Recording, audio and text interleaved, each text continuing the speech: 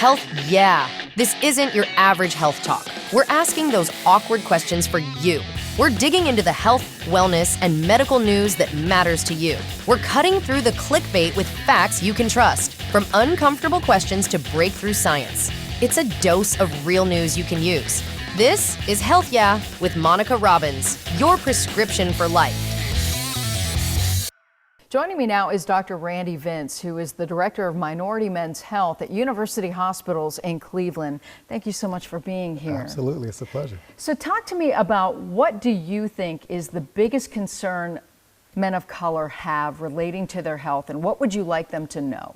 Yeah, I think we have to, there's a narrative that as men of color specifically, that we can tough things out, and until things are, nagging you on a constant basis, that you don't need to get checked out. And one of the things I want to do is dispel that narrative, because usually it does not matter the medical condition, when we're talking about hypertension or high blood pressure, diabetes, or even cancer, like prostate cancer. You don't have symptoms until things are really advanced. And so we want to keep things from getting to that point. So if we could dispel that notion that, you have to wait until things are nagging you, because a lot of men feel fine. That's the time to go to the doctors, not when things start bothering you consistently. So I think that's where we need to kind of intervene at. There's also an issue where a lot of minority men, they have a hesitancy of going to see a doctor. Mm-hmm. How do you dispel that, and how do you get them to make that relationship? Yeah, so I think the biggest thing is all people, all citizens need to know, as physicians, we work for you, right? So the notion has been this thing of not feeling heard. And so because of that, they don't want to go. I don't want to come to you and talk to you about what I'm experiencing, and then, you completely miss what I'm telling you, or you just, kind of dismiss it. So I think if we could start to get people to realize that, we work for you guys as physicians. Our job is to serve. If we could see that, then people will feel more empowered. So people should know, if they don't like the doctor, go find another doctor. Oh, absolutely, absolutely. I tell my patients all the time, and as I'm a cancer surgeon, so if I have a patient with a new diagnosis, I welcome them to get a second opinion, because I know what I'm telling them is the right thing. So if you have someone who, takes that to heart and, doesn't want you to get a second opinion, then you should probably seek somebody else. Another thing that men often do is they wait for their women to tell them to go, but that's they right. don't have to do that. No. And I think, with knowledge, the old saying, when you know better, you do better. I think that's the reason why we have to really push this knowledge out, so that way men know, you have access to health systems. We want to kind of intervene before things start to get bad. So if we could get that kind of drilled in, I think we'll have a tide change. One of the biggest problems, though, is that there's a shortage of primary care physicians. There is, yes. So what do you tell men? How do you start getting those basic things checked? And it's also important for people to know that preventative care is covered. Yes, absolutely. So most preventative care is 100% covered. There may be a small copay depending on your insurance. But we also have, in addition to physicians, some advanced practice providers too that can offer primary care services. So, don't be ashamed or afraid of having a nurse practitioner or physician's assistant who can also provide that primary care to you. And then if you need it, they can refer you to a specialist. Yeah, I think that's really important too, that there's so many other healthcare providers that people can go see. Yes. But one of the things, especially now, let's talk about the Medicaid cuts, because so many people who might have been on Medicaid might be losing it. Yeah. What's your advice to those folks? Yeah, so, seek the resources. So at the County Board of Health, as well as at the city, you can go, you can obtain resources, and they can actually send you to places where they can give you information about what type of insurance might be available to you, or what resources are available to you, so you can get health care. Don't give up. Don't give up. We have federally qualified healthcare centers here, or FQHCs, that kind of serve that population of patients. So, whether it's connecting you with them or connecting you with other resources, we can get you care. So there's a lot of people who might think that once they get off the rolls that they're just out of luck, but they're really not.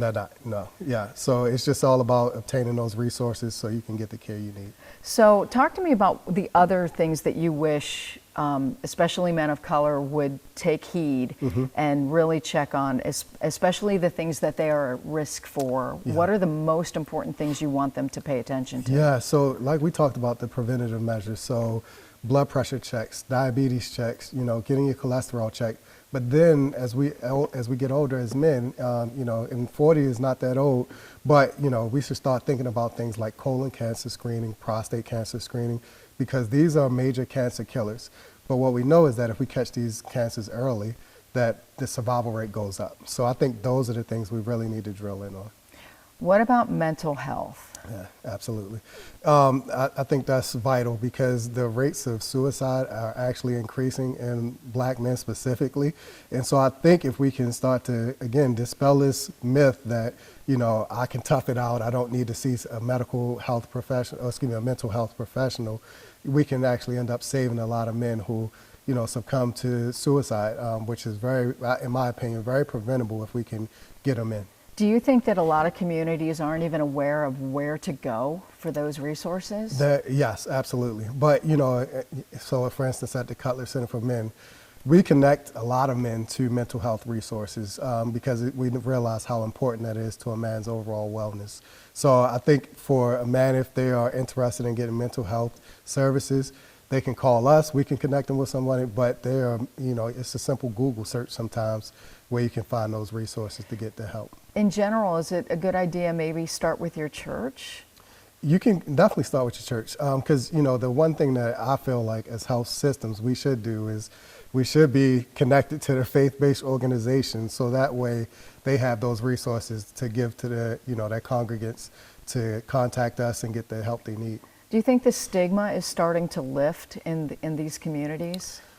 Yes, but not fast enough. And I think that's why we continuously see this rate of suicide increase. But I do think this stereotype around, you're weak if you get mental health treatment or you see a therapist, I think that is starting to turn, but we just need to kind of change that a little faster, in my opinion. If they're not ready yet, what about group therapy? What about a bunch of men getting together and talking about their issues together? Is that cool, if you will? Yeah.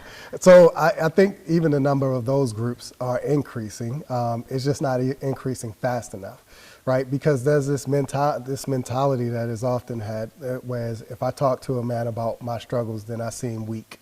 And that's what we really need to dispel, because leaning into your struggles is actually takes a lot of strength, not weakness. So I think once when men start to grasp that a little more, we'll start to see, increased numbers of those groups, but also increased number of men getting the treatment they need. But they also need to know they're not alone. Absolutely, absolutely.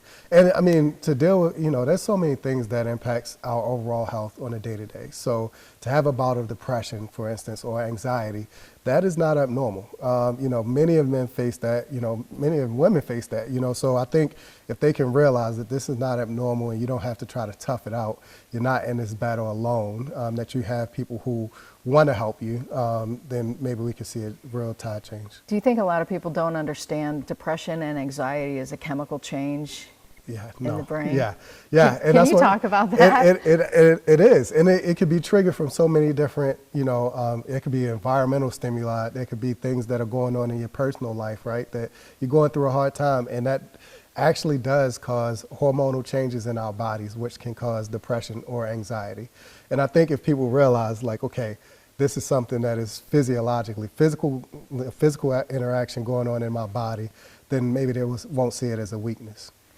The social determinants of health.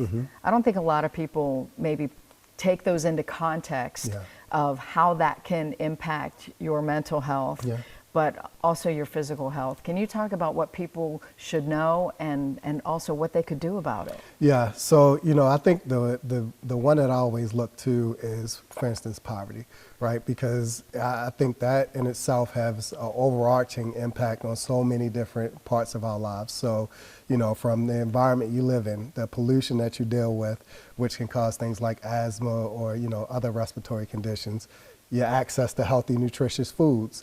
All of those things impact your overall physical well-being in addition to your mental health, all right? And so I think if we start to really process that and think through okay, this is, these social determinants of health all impact our health, and it's despite whether or not you just go to the doctor or not, right? So I think that's the biggest thing. And then once we start to realize that, we can start empowering our communities to do different things, whether we're talking about tackling poverty, talking about, farmers markets and getting nutritious foods, all of those things help make an impact.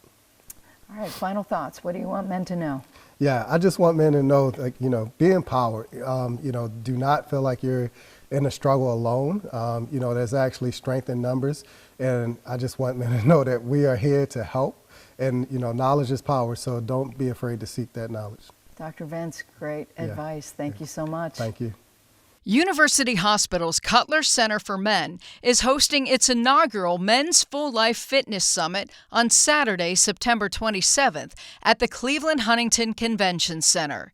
The free day-long summit begins at 7 a.m. until 4:30 in the afternoon at 300 Lakeside Avenue in downtown Cleveland. It's open to both men and women, and you can register at the door. Thank you so much for listening to Health Yeah. Remember, you can watch the video versions of the episodes on YouTube at Monica Robbins' channel. Subscribe and follow my work and never miss an episode at author.com/Monica Robbins. Find me on X and Instagram at Monica Robbins, and I'm also on Blue Sky Social at monicarobbins.bsky.social. And you can follow me on Facebook at Monica Robbins, WKYC in parentheses. Wishing you the best of health, and stay tuned for your next dose of information. Monica Robbins is not a medical doctor. All content presented in this program is for informational purposes only. It is not intended to be a substitute for professional medical advice and should not be relied on as health or personal advice. Always seek the guidance of your personal doctor or qualified healthcare professional with any questions regarding your health or medical condition. Thanks for listening to Health Yeah with Monica Robbins from WKYC Studios. Subscribe now so you never miss an update, and find more on everything you heard right here on WKYC.com, the WKYC app, and WKYC Plus on your smart TV.